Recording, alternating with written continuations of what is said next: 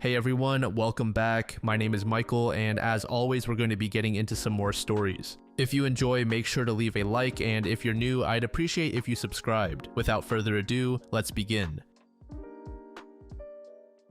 This story was posted by a throwaway account in the relationship advice subreddit. The post is titled, "I met my boyfriend's work wife for the first time and I'm devastated." So this is a throwaway account because this is pretty personal drama and I don't want all my friends knowing about this just yet. I have been with my boyfriend for 5 years now and he's been at his current job for a few years. We'll call him Jake. I've never met any of his coworkers until last night, but there's one in particular whom we'll call Amy. He sometimes does favors for her, fixing her car, going to her house to fix things, etc. And I was never really concerned because he told me all his coworkers are a lot older than him. However, one night while he was asleep, his guy friend kept blowing up his phone, so I answered to let him know Jake was sleeping and so was I. So please stop calling. Anyway, before I put the phone down, I noticed 5 unread text notifications from Amy. I guess some of the notifications were from her. One of them said, "Great Jake, now everyone thinks we are cracking." This really concerned me. So the next day after Jake got home from work, I asked him about it. He said that both he and Amy were late for work that morning, so everyone probably assumed that, and it was just a joke. I thought it was a weirdly unprofessional joke and expressed my discomfort. He invited me to the bar with him and his coworkers that night so I could meet her and see that it was nothing to worry about. It did not soothe my nerves at all. It turns out Amy is not a lot older than him. She's only 3 years older and she's super pretty. The entire night, she was all over him, touching him, leaning on him, putting her arms around him, and even kissing him on the cheek, and he acted like it was normal. They were constantly teasing each other in that middle schooler who doesn't know how to properly flirt yet kind of way.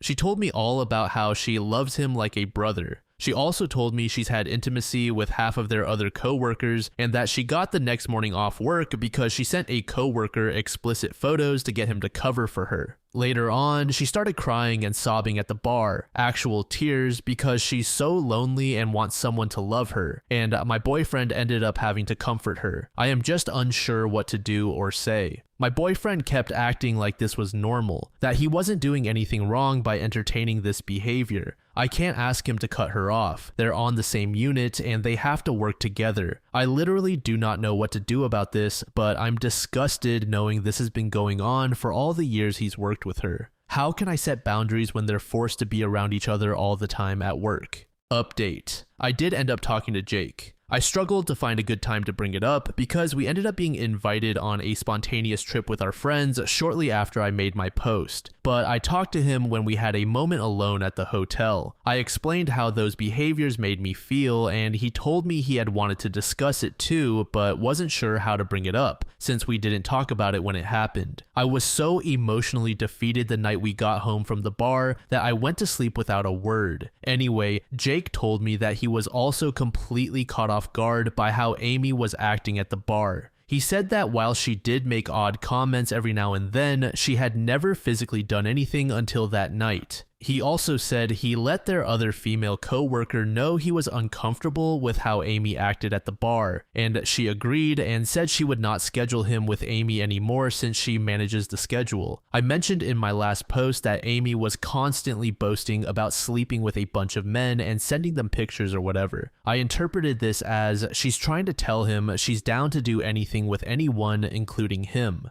She's telling him she's interested, she's telling him she likes having intimacy. Jake, however, interpreted the flirty comments as just her personality, because she was that way with everyone, and he interpreted the boasting about sleeping with a bunch of men as, "I'm not interested in you personally," which is why he didn't find it odd. You know how when you start talking to someone of the opposite sex, they'll casually slip in a mention of their girlfriend or boyfriend as a way to let you know they're already taken and are only interacting with you platonically? He thought it was like that, and that was why she kept mentioning whoever she was seeing at the time. During our conversation, Jake reassured me that he loves me and only wants me. He apologized for not resolving this sooner and said he just felt super awkward at the bar when he realized what she was doing and didn't know how to react. He mentioned that he would never do anything with Amy or anyone like her, and that he found her promiscuity and emotional instability unattractive. He believed that the reason she suddenly started being so handsy with him that night at the bar was because I was there, and that must have made her lash out, but he promised it had never happened before. After this conversation, and after he showed me texts from his coworker stating he wouldn't be scheduled with Amy anymore, I felt a lot better. Then Jake told me he wanted to talk one day. He said that even though he wasn't scheduled on the same shifts as Amy anymore, she had started switching shifts with people to work with him. Because of that, he started applying to jobs and later let me know he got accepted to be a field technician at Redacted for Privacy. He put in his 2 weeks notice at his current job, and now he only has 1 week left until he starts. It's a field he's more interested in, has better pay, and obviously Amy won't be there. Overall, I'm currently happy and feel a lot better that he cut her and soon that entire work environment out of our lives. We've been talking about a lot of things since then, better communication and how we can enforce boundaries even when it's awkward. I know this update is going to make a lot of people displeased. Most responses wanted me to end our relationship, but I'm happy with where things are going currently. Thank you again to everyone who responded, except the few who kept accusing me of being AI. I'm glad that OP did not overreact at the start and follow what a lot of users were suggesting, which was to outright cut off the relationship before even talking it out. Although I will say Jake's defense, where he said he felt like nothing was wrong, felt rather weak. But nevertheless, he proved that his words were likely true and made the effort of cutting off the other woman.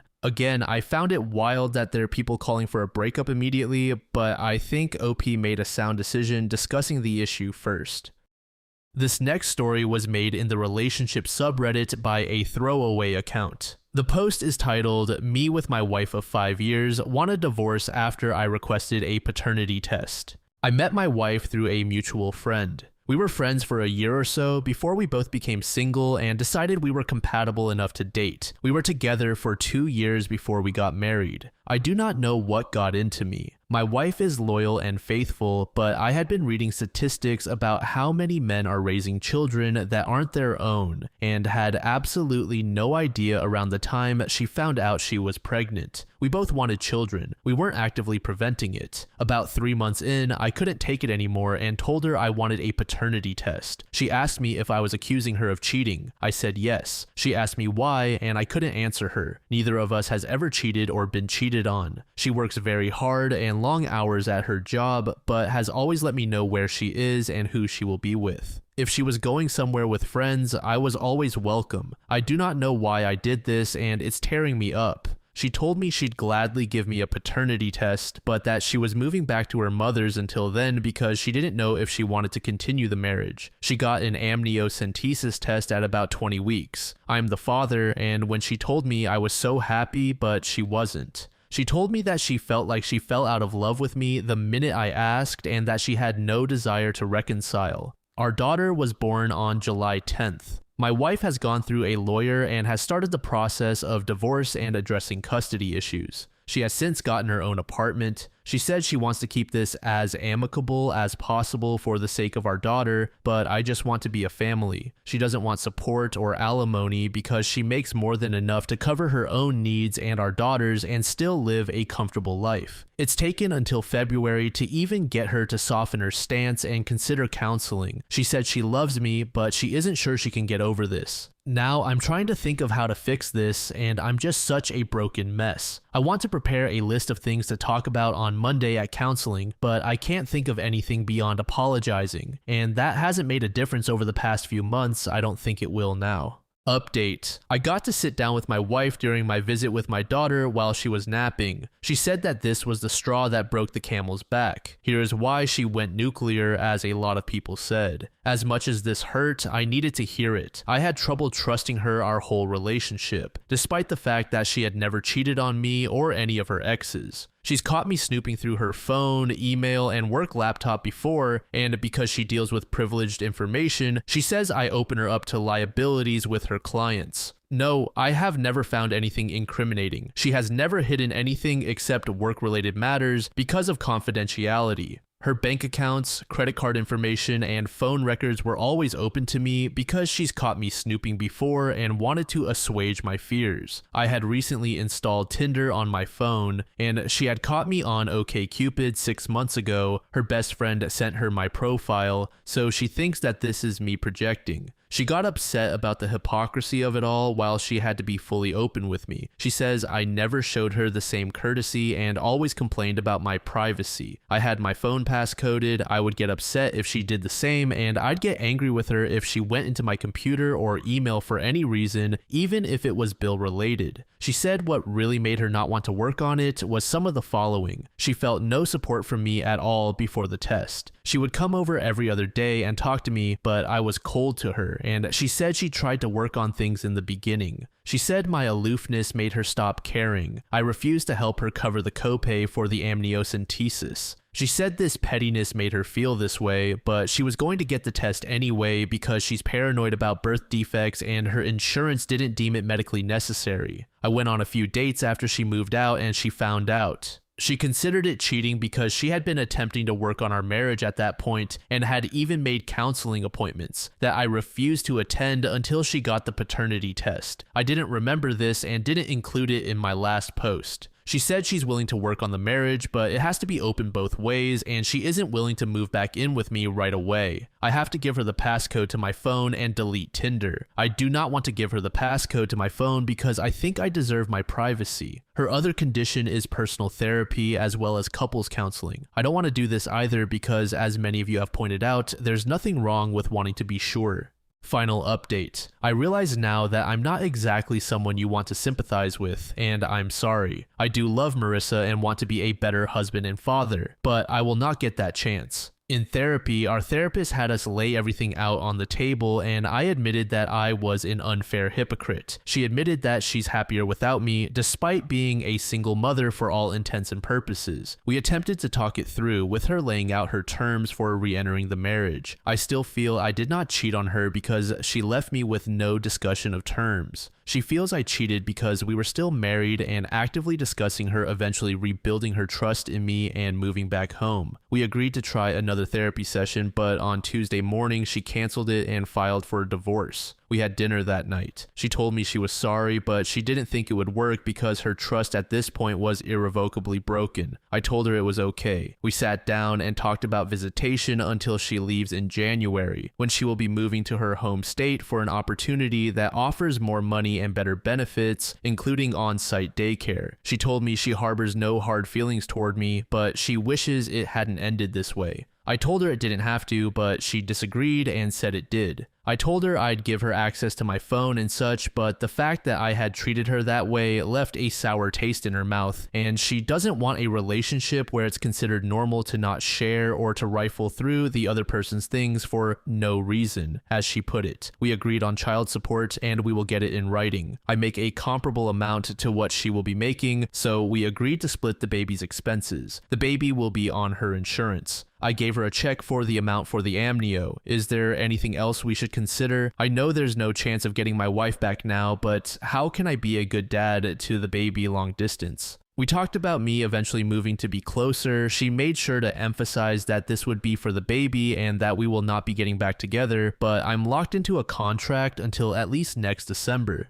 This story got frustrating real fast. Initially, I was kind of a supporter of the request for a paternity test. In fact, I still am, and I think requesting that test was fine. However, once the husband's dirty laundry started to get aired out, my mentality toward the story was definitely shifting. He came across as overbearing and hypocritical, and keeping someone like that in your life is likely just going to create additional unavoidable discourse. After each reveal, I was just shaking my head, knowing that these people live amongst us. Splitting was likely the best outcome here for OP and the husband's individual lives, but it sucks that now this baby is going to grow up in an environment without both parents.